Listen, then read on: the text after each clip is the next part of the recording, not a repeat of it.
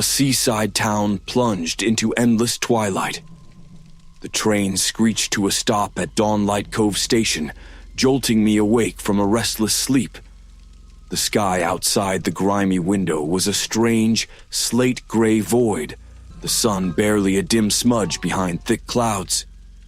I had hoped the familiar sight of the seaside town would ease the unease that had clung to me since reading about the strange events plaguing the area. But something about the air felt wrong. I stepped off the train, the station deserted, save for a lone, weathered figure hunched over a broom. His head jerked toward me when I approached. "Strange day to visit," he muttered, his voice like rustling leaves. "You come for the eclipse, huh?" "The eclipse?" I echoed, puzzled. It wasn't on any calendar I'd seen.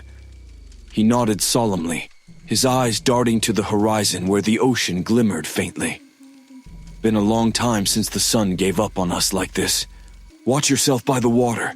Things don't sit right under skies like these." Shaking off his cryptic words, I made my way to the bed and breakfast where I had stayed so many summers ago. The town was eerily quiet, the streets vacant. Shops were closed, their windows darkened as if bracing for a storm. A chill wind curled around me, carrying a faint, acrid smell from the ocean. I reached the boardwalk just as the eclipse began. The sun dimmed further, casting the world into an unnatural twilight. Tourists and locals alike had gathered, staring skyward in awed silence.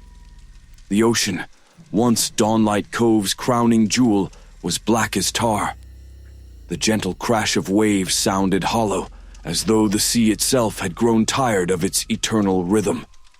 I stood there, transfixed. Then I saw it. At first it was just movement at the water's edge, like foam carried by the tide. But foam didn't undulate like that. Foam didn't rise, glistening under the dim light, and begin pulling itself ashore. The crowd gasped, and I joined them, stepping back instinctively as the thing dragged itself onto the sand. It was pale, almost translucent, its skin glistening like a fish belly. Limbs too long and thin emerged, bending awkwardly as it crawled forward.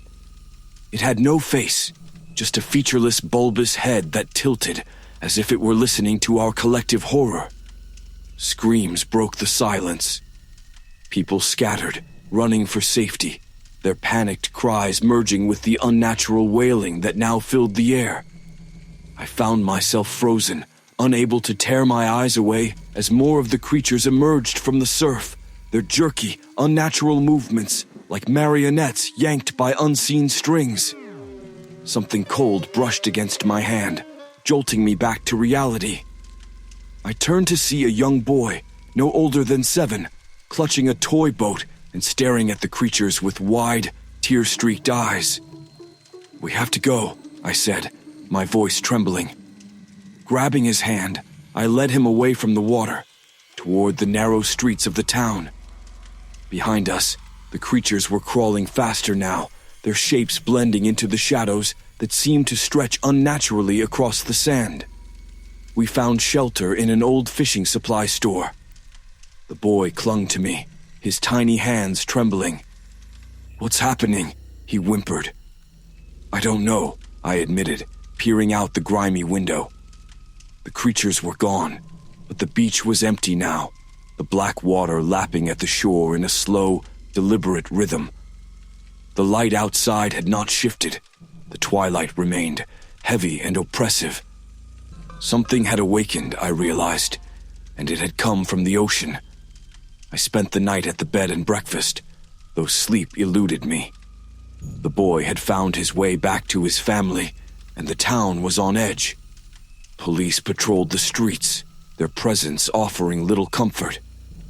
Even they didn't seem sure what they were looking for. The owner of the B&B, an elderly woman named Mrs. Hadley, caught me staring out the window into the darkened street. "You're wasting your energy, dear," she said softly. "Nothing out there but shadows." I turned to her, hesitant. "What do you think happened today, at the beach?" Mrs. Hadley's expression grew distant. This place has its stories. It's better not to ask too many questions. The next morning, I joined a group gathered at the town square. Marek, an old historian who had long been the town's unofficial keeper of secrets, addressed the crowd. He spoke of disappearances over the years, of strange phenomena tied to the sea. This eclipse isn't natural, he said gravely. The ocean, it's angry, and we've angered it before.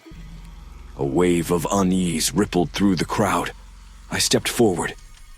You're saying this has happened before? Marek's gaze settled on me. Not exactly like this, but there's a pattern. The sea takes, and it gives. We've been taking too much. I followed Marek to his cluttered home, a labyrinth of books and relics from Dawnlight Cove's past.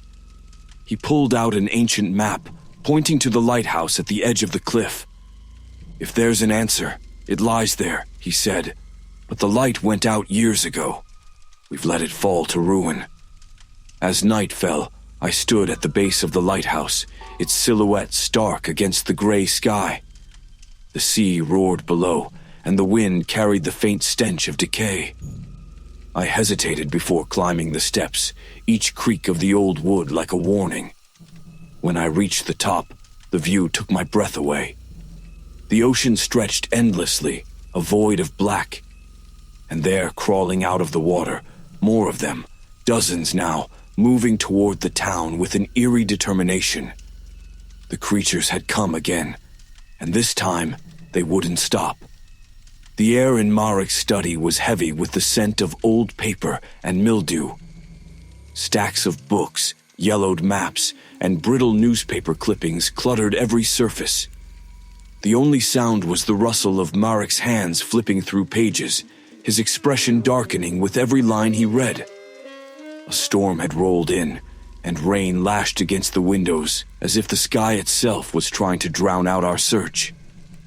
You were right, Marek said finally, his voice low and strained. This town, it was built on a deal. A deal, I echoed, leaning closer to see the brittle pages spread across his desk. The words were faint, written in ink that had bled over time. A ledger of some kind, names, dates, and then a column labeled offerings. Marek nodded grimly. In the late 1600s, the founding families of Dawnlight Cove struck a pact with the sea. It was desperate times back then, starvation, storms that destroyed their fleets, sickness that spread like wildfire. They turned to a ritual, something ancient and forbidden. They offered the ocean what it demanded.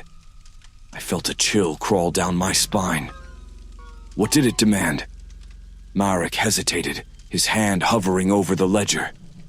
He tapped one of the entries. 4 children, aged 7 to 9. A wave of nausea surged through me. They sacrificed children. They believed it would ensure bountiful harvests and calm seas, he said. And it worked. For generations, Dawnlight Cove thrived, but the sea doesn't forget its debts. What changed? I asked, my voice barely above a whisper. Marek gestured to a newspaper clipping pinned to the wall. The headline read, "Local fishermen defy tradition, refuse blessing ritual." Below it, a photograph showed a group of stern-faced men holding nets brimming with fish. They stopped honoring the pact, Marek said. In the early 20th century, the families decided it was superstition. They turned their backs on the ocean and its rules. The fish disappeared. Storms grew fiercer. And now, this. The window rattled violently, drawing our attention. I peered through the glass, but all I could see was darkness. Then, faintly, I spotted movement. Shadows darting along the street, too quick and too large to be human. They were heading toward the town square. "They're coming," Marek murmured. "The sea is calling back its debt." "What do we do?" I asked, panic creeping into my voice. He reached under his desk, pulling out an old leather-bound book. The cover was embossed with strange symbols, the edges worn from countless hands. There's a ritual, a severance. If we can perform it, we might break the pact. Where? I asked, gripping the edge of the desk. How do we do it? At the lighthouse, Marek said. It's the oldest structure in the town. The original families built it as a beacon for the sea. But the ritual requires a life, a blood sacrifice. The words hit me like a physical blow. Marek avoided my gaze, his face etched with guilt. Why me? I demanded, though deep down I already knew. Your family name is on the ledger, Marek said quietly. You're the last of the line. The sea will only accept you. I felt the room close in around me, the weight of his words pressing down like a stone. If I refuse... Marek glanced out the window. The shadows were closer now, slinking past streetlights and darting toward homes. A shriek pierced the air, followed by a crash of breaking glass. Then the town is lost, he said. And so are you. The lighthouse stood like a sentinel against the storm, its silhouette jagged and menacing under the flicker of lightning. Marek and I trudged up the narrow path, the wind whipping at our coats and carrying with it the distant wail of the creatures. They were spreading, their movements no longer confined to the beach. I could hear them in the alleys and on the rooftops, a chorus of scraping and gurgling that curdled my blood.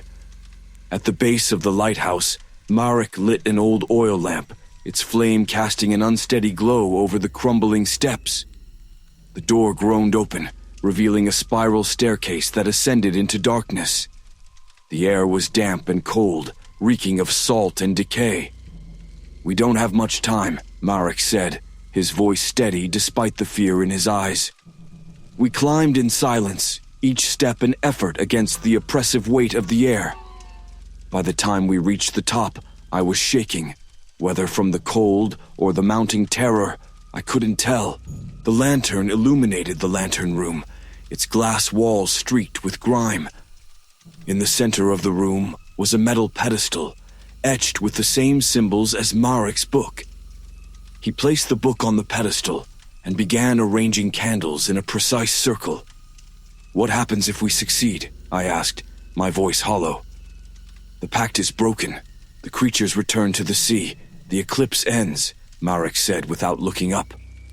And if we fail? He paused. Then the sea claims everything. As he prepared the ritual, I stared out at the ocean. The black water roiled violently, waves crashing against the cliffs with unnatural force. On the shore below, the creatures were gathering. Dozens of them, their pale bodies shimmering like fish scales under the dim light. They moved in unison, their heads tilted toward the lighthouse as if waiting. It's ready, Marek said. He handed me a knife, its blade curved and wickedly sharp. I stared at him, my hand trembling. You have to, he interrupted, his voice urgent. The blood must touch the book. It's the only way. Before I could respond, a thunderous crash shook the lighthouse. The creatures had reached the door. Their guttural wails echoed up the staircase, a terrible sound that made my stomach churn.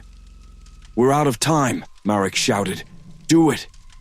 The room seemed to close in around me, the storm raging outside mirrored by the chaos within.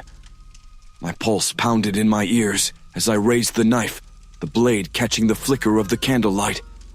And then, with a deep breath, I pressed it to my palm.